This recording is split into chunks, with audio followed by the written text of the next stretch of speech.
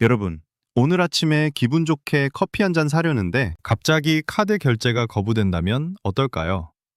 잔액이 부족할 리 없는데 말이죠. 당황해서 은행 앱을 켜보니 분명 수백만 원이 있어야 할 통장 잔액이 0원으로 찍혀 있습니다. 나는 빚진 것도 없고 성실하게 살았는데? 라고 하실 겁니다. 하지만 현실은 다릅니다. 이사 가느라 미처 못 받은 과태료 한 장, 바빠서 깜빡한 건강보험료 몇 달치 때문에 이런 일이 실제로 일어날 수 있습니다. 이건 어디 먼 나라 빚쟁이들 이야기가 아닙니다. 오늘 이 영상은 평범하게 살아가는 우리 모두에게 언제든 닥칠 수 있는 금융사고로부터 내 돈을 지키는 보험 같은 이야기입니다. 내 통장에 최소한의 보호막을 하나 만들어두는 방법. 지금 바로 시작합니다. 오늘 영상에서는 딱 세 가지만 기억하시면 됩니다. 첫째, 누가 이 보호막이 필요한가? 둘째, 얼마까지 내 돈을 지킬 수 있는가? 셋째, 은행에서 어떻게 신청해야 안 뺏기는가? 2026년 2월 1일부터 이 생계비 계좌 제도가 본격적으로 강화되었습니다. 신청만 하면 최대 250만 원까지는 법이 내 돈을 꽉 잡아줍니다. 핵심은 자동이 아니라 직접 신청해야 한다는 겁니다. 생계비 계좌는 쉽게 말해 압류가 절대 안 되는 특별 통장입니다. 겉보기엔 일반 통장과 똑같고 카드 연결도 다 되지만 법적으로 최소한의 생계비로 지정된 금액만큼은 그 누구도 건드릴 수 없게 방어막이 쳐진 계좌입니다. 지금까지는 세금이나 건강보험료가 조금만 밀려도 월급 통장 전체가 묶여버려 쌀 사 먹을 돈조차 없는 억울한 분들이 많았습니다. 국가가 빚은 빚이고 먹고는 살아야지 라고 판단해서 만든 제도가 바로 이겁니다. 왜 이 제도가 필요했을까요?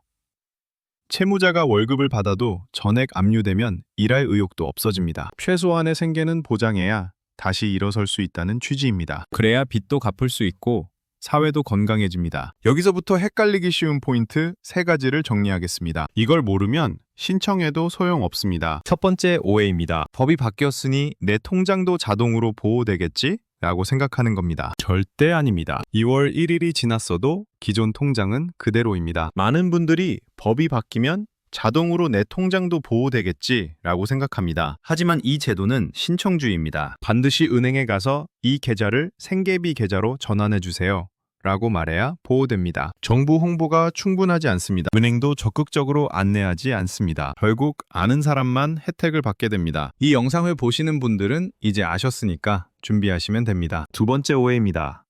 통장 여러 개 만들면 각각 250만 원씩 보호되나? 라고 생각하는 겁니다. 아닙니다.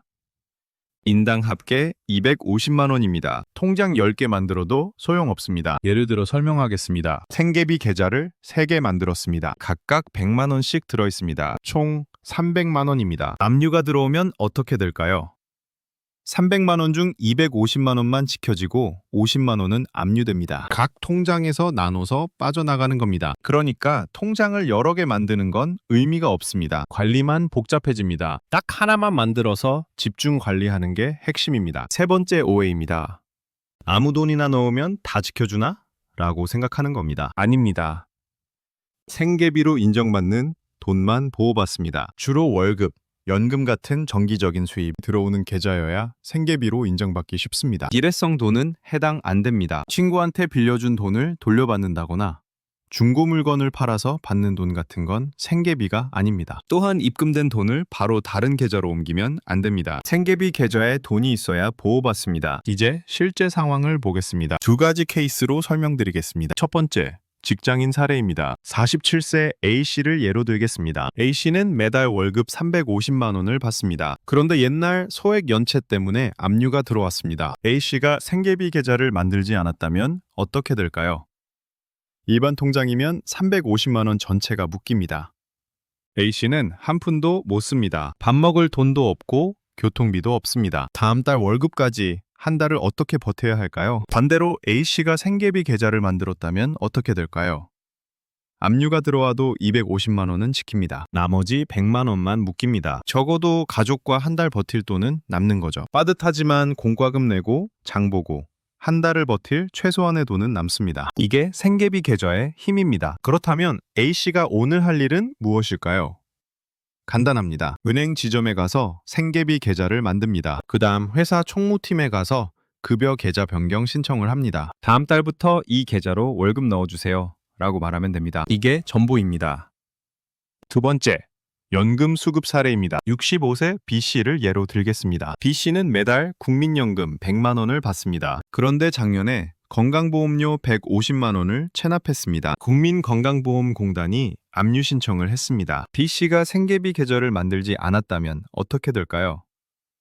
연금이 들어오자마자 압류됩니다. B씨는 당뇨병 환자입니다. 매달 병원비와 약값으로 50만 원이 나갑니다. 연금이 압류되는 동안 병원을 못 갑니다. 약을 못 삽니다. 건강이 악화됩니다. 반대로 B씨가 생계비 계좌를 만들었다면 어떻게 될까요?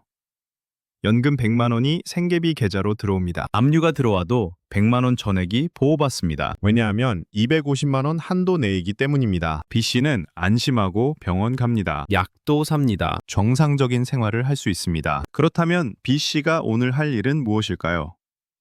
은행 지점에 가서 생계비 계좌를 만듭니다. 그 다음 국민연금공단에 연락합니다. 전화 1588에서 4000번으로 전화해서 연금 입금 계좌를 변경하고 싶습니다. 라고 말하면 됩니다. 인터넷으로도 가능합니다. 여기서 많이 나오는 질문 3가지를 정리하겠습니다. 첫 번째 질문입니다. ATM으로 바로 빼두면 안전한가요?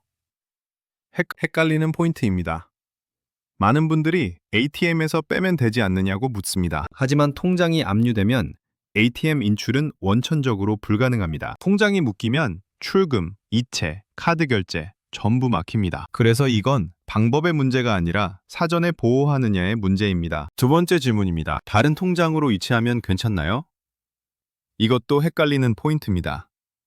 통장에 압류되면 출금만 막히는 게 아닙니다. 이체도, 카드 결제도, 자동 이체도 전부 동시에 막힙니다. 그래서 압류는 어떻게 빼느냐의 문제가 아니라 미리 보호해 두었느냐의 문제입니다. 그래서 월급이나 연금은 문제가 생기기 전에 생계비 계좌로 받아두는 것 말고는 현실적인 방법이 없습니다. 세 번째 질문입니다. 기존 통장 그대로 쓰고 싶은데요. 많이 묻는 질문입니다. 답은 정한 신청을 하면 된다. 입니다. 새 계좌를 만들기 귀찮으신 분들은 기존 계좌를 생계비 계좌로 전환할 수 있습니다. 은행 지점에 가서 은행 창구에서 전환 신청을 하시면 계좌번호 그대로 압류 방지 기능만 추가할 수 있습니다. 이 계좌를 생계비 계좌로 전환해 주세요.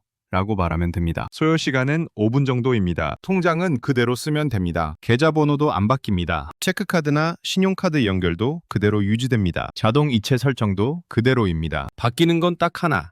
압류 방지 기능이 추가되는 겁니다. 단.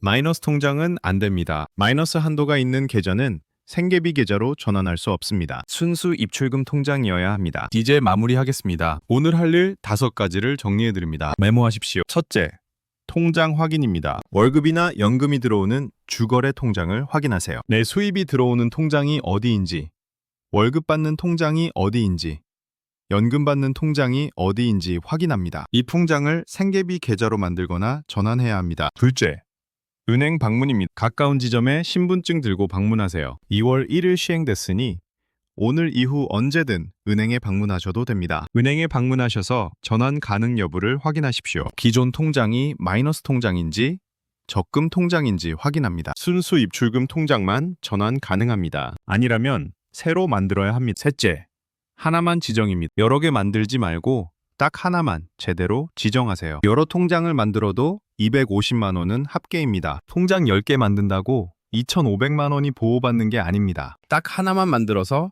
집중 관리하십시오. 넷째, 수입 통로 변경입니다. 회사나 연금공단에 생계비 계좌 번호를 알려주세요. 필요 서류를 준비하십시오. 신분증만 있으면 됩니다. 주민등록증이나 운전면허증을 챙기십시오. 도장은 필요 없습니다. 급여 계좌 변경이나 연금 계좌 변경은 회사나 연금공단에 따로 신청해야 합니다. 다섯째, 상담 활용입니다. 이미 문제가 생겼다면 대한법률구조공단 국번 없이 132번의 도움을 꼭 받으세요. 이미 압류나 채무가 진행 중이라면 상담을 권합니다. 생계비 계좌만으로 해결되지 않을 수 있습니다. 무료 상담을 받을 수 있습니다. 정리하겠습니다.